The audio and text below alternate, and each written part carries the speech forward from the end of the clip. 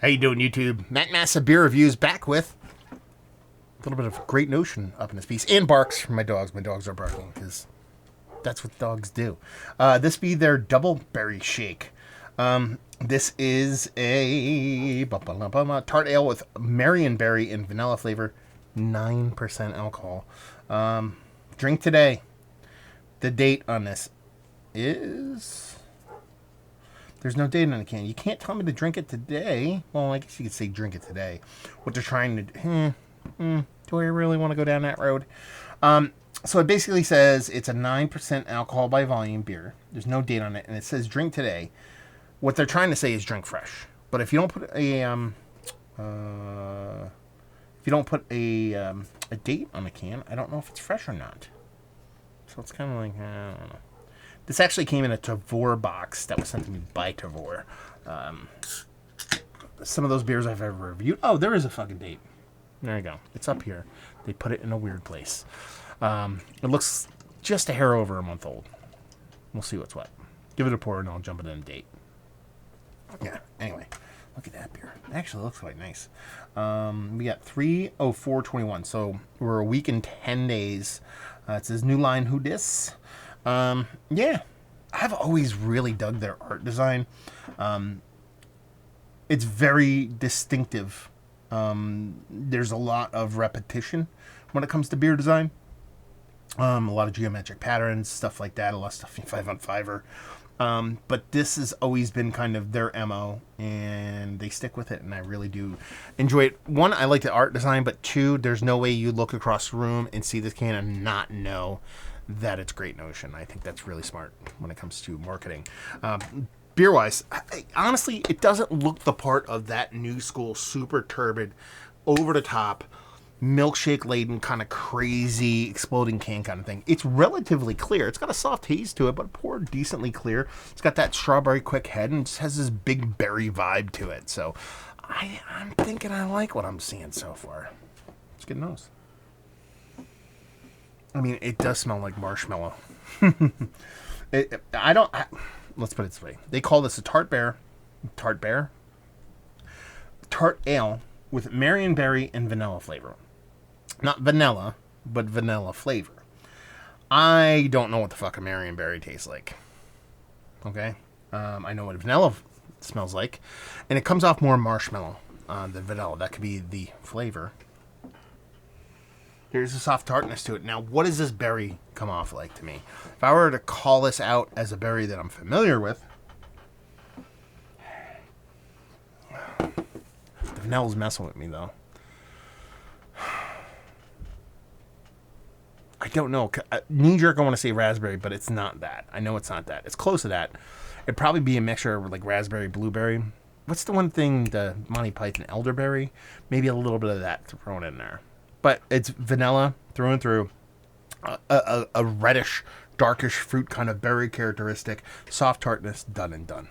Smells like 5%, not 9. Let's put it that way. Let's dive in. Cheers.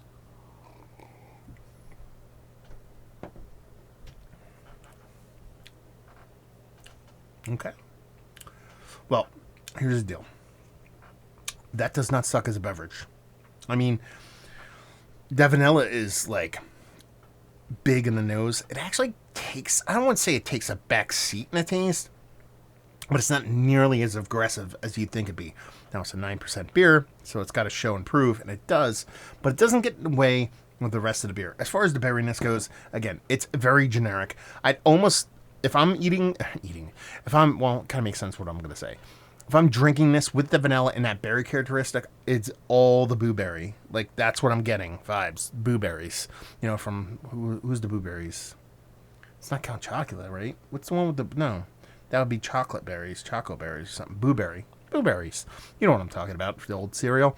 It has that kind of vibe to it. So that confectionery cereal-like sweetness with that kind of vanilla, marrying with that kind of generic kind of reddish berry kind of characteristic makes me think of blueberry. It's dangerously drinkable. Minus.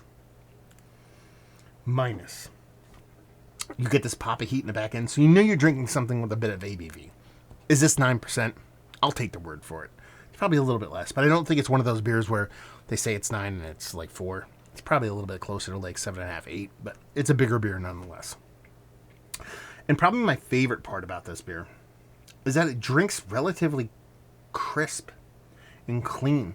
A lot of these kind of lactose-laden, vanilla-laden, kind of fruit, cocoa, berry kind of beers are going to be thick and chunky and soupy and all that kind of stuff. There's a drinkability to this. Even though it is 9%, it's not something that's to be rough to throw down. It just comes off nice, comes off drinkable. And it's a fun beer. It's a fun beverage. That's what I keep meaning to say, and I keep saying beer. Maybe I'm doing a little bit of disservice, though. Because a lot of times that's where I end up on these beers. I go, okay, it's a very tasty beverage, but it's not beer. This is one of the ones where I kind of internally battle with that, because I think this really does have an imperial kind of kettle sour kind of thing going on, to where I believe I'm drinking a beer with a lot of adjunct added, as opposed to something that is just so adjunct heavy the beer is completely lost. There is a beer component to this beer, so I'm not going to do it that dirty. Sure, are there a lot of adjuncts, a lot of fruit, a lot of vanilla? Yes, but it still comes off like a beer for the most part, or at least 50-50, to where I think it's really fun and really well made. It's a tasty beverage. You know, that's what Great Notion is kind of known for, at least as far as I'm concerned. I don't have a ton of experience with Great Notion outside of maybe 10 to 20 beers, you know, and most of them have been adjunct heavy, tart sour beers, and or adjunct tart or adjunct heavy kind of stouts. I've had the hazies. I like them. I enjoy them. But those other two are the ones that I've had the most. And what they're doing is they're trying to do fun. And they accomplish that quite well. Now, are they my favorite brewery in the history of mankind? No. But when I have one of their beers, I don't think I've ever been like, oh, this is... Ugh. You know, they've always been really tasty. And I've had, you know, I've been kind of reviewing their beers for at least 3 or 4 years now. I remember getting a crowler of Peanut Brother. And that was, got to be a couple of years ago. And that was a really tasty beer. So, yeah, I dig what they do. And this is a very fun beer that has a lot of adjuncts going on with it. So, fun stuff. I dig it. I think it's fun. Done and done. It even says right here, I didn't even realize that. It says, keep beer fun. There you go. Know what you want. Know your ethos of what you want to be. And be that. Not just in beer, in life.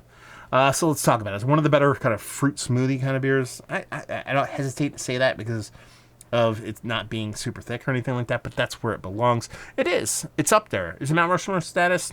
Probably worthy. Teetering. Right around there. Value and availability. No idea. Tavor.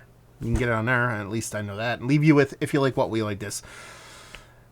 If you like those fruit smoothie beers, but you want something a bit more drinkable. So there you go. A review in the books. Hopefully you guys enjoyed it. Down there if you want to talk about it, massive beers. If you want to check me out doing the social media stuff, Beer Massif. If you want to check me out doing the whole podcasting thing, and hopefully you guys enjoyed our review. Hopefully enjoying a little Great Notion right now. Hopefully see you next time. Cheers.